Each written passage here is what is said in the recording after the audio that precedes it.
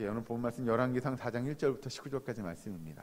사실 이런 말씀, 오늘 본문에 이런 말씀을 읽으면요, 읽기도 좀 까다롭습니다. 그 이름들이 왜 이렇게 어려운지, 또 지명도 왜 이렇게 입에 안 읽는지 모릅니다.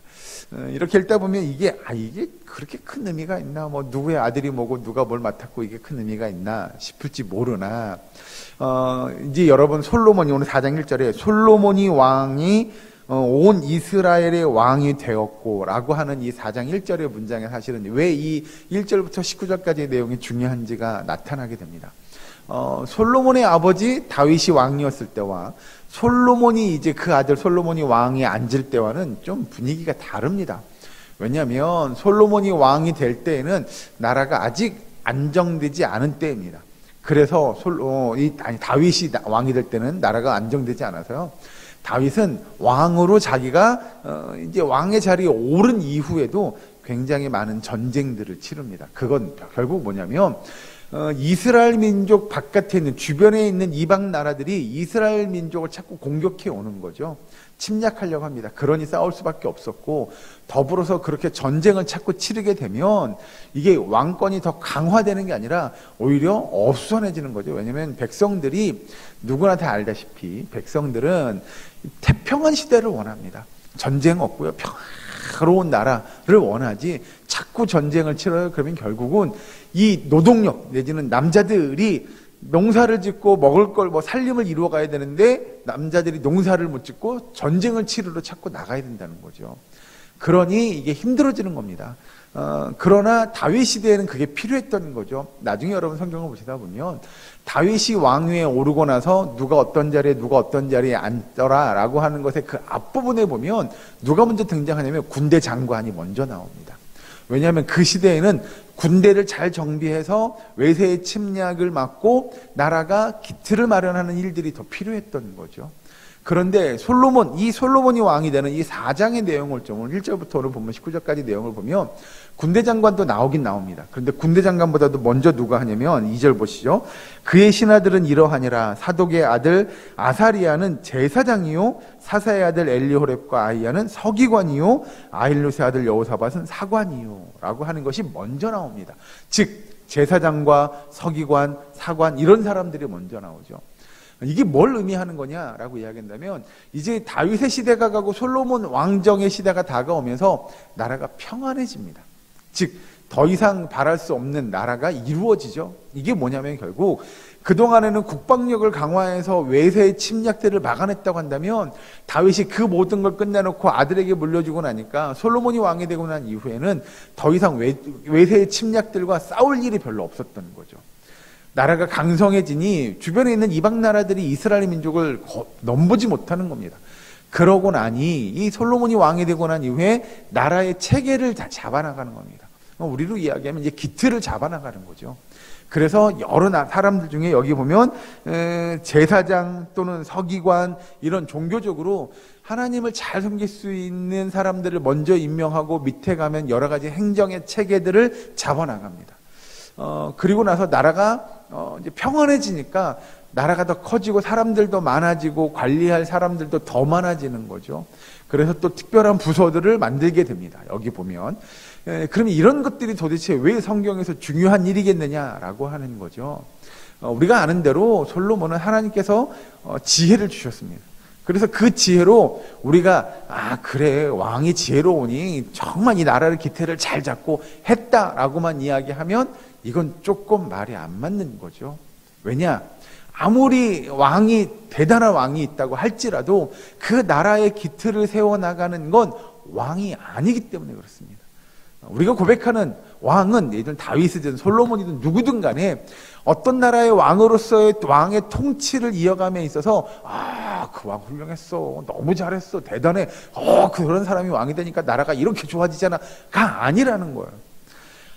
지금 여기서 이야기하는 다윗이든 솔로몬이든 왕정시대를 이어나감에 있어서 가장 중요했던 건 뭐냐면 그 왕이 얼마만큼 능력이 있냐, 그 얼마만큼 용맹하고 지혜롭고 똑똑하고 이게 지금 하나님께서 바라시는 이스라엘 민족의 왕정시대의 모습이 아니라는 겁니다.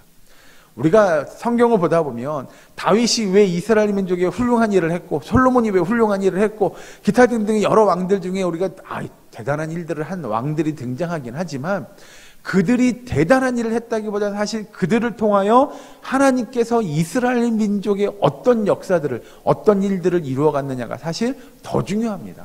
바꿔 표현하면 그건 그런 거죠. 예를 들면 오늘 본문에 등장하는 솔로몬 왕 같은 경우에 솔로몬 왕이 대단한 것이 아니라 솔로몬 왕을 통해서 어떻게 하나님의 역사가 이루어져 가느냐가 1차적으로 더 중요한 겁니다. 그러면 하나님이 왜 솔로몬 왕을 통하여 그런 하나님의 역사를 이루어가느냐라고 이야기한다면 그 다음에 솔로몬이 하나님 앞에서 의로운 일들, 의로운 모습들을 나타냈음을 성경은 우리에게 이야기합니다. 그러니까 우리는 이거 순서를 거꾸로 가면 이게 문제가 되는 겁니다. 예를 들면 내가 하나님 앞에 의로운 일을 했어요. 내가 얼마나 열심히 했는데 내가 열심히 했더니 하나님께서 나에게 이렇게 복 주잖아 라고 이야기하면 내 의가 먼저 드러나게 됩니다.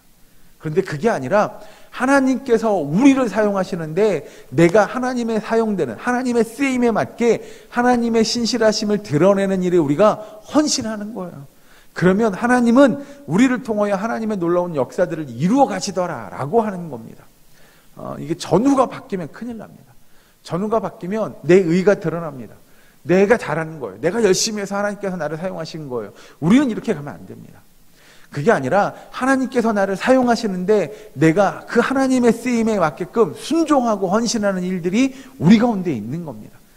그때 여기서 잘 보시면 이제 솔로몬이 이렇게 사람들이 왜 이 4장에 1절부터 19절까지 누가 누구 어느 자리에 누가 어느 자리에 누가 어느 자리에 들어가더라 누구를 어디에 세웠더라 라고 하는 건 사람이 하는 일처럼 보입니다. 그러나 분명히 이 일들은 우리의 믿음의 고백대로 하면 하나님께서 하시는 일임을 고백하는 일이 먼저 되어야 되는 줄로 믿으시기 바랍니다. 그렇게 하나님의 역사가 이스라엘 민족 가운데 이루어가니 나라가 견고해지는 겁니다.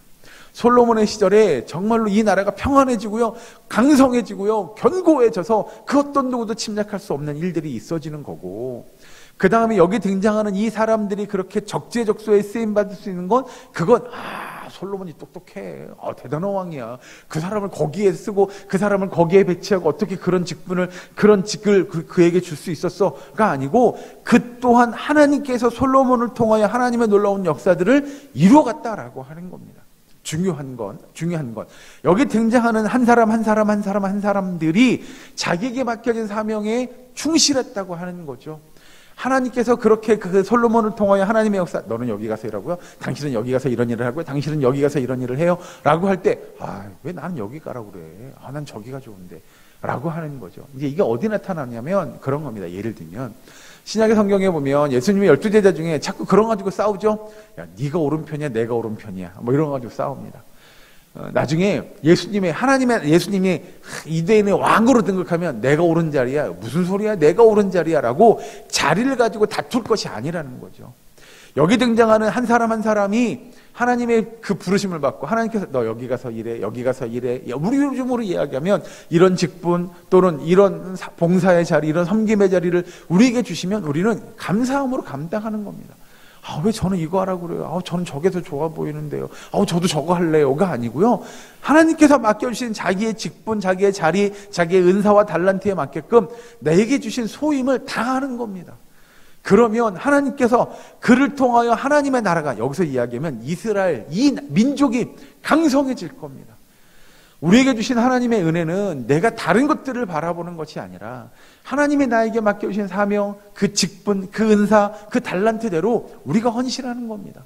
섬기는 겁니다. 우리가 그 일들을 충성스럽게 감당하면 하나님께서 우리를 통하여 먼저는 교회를 바로 세워갈 것이고, 좀 크게 보면 이 나라 이 민족을 바로 세워갈 것이고, 더 크게 보면 하나님의 나라를 세워가는데 우리가 사용되어질 수 있을 거라는 겁니다.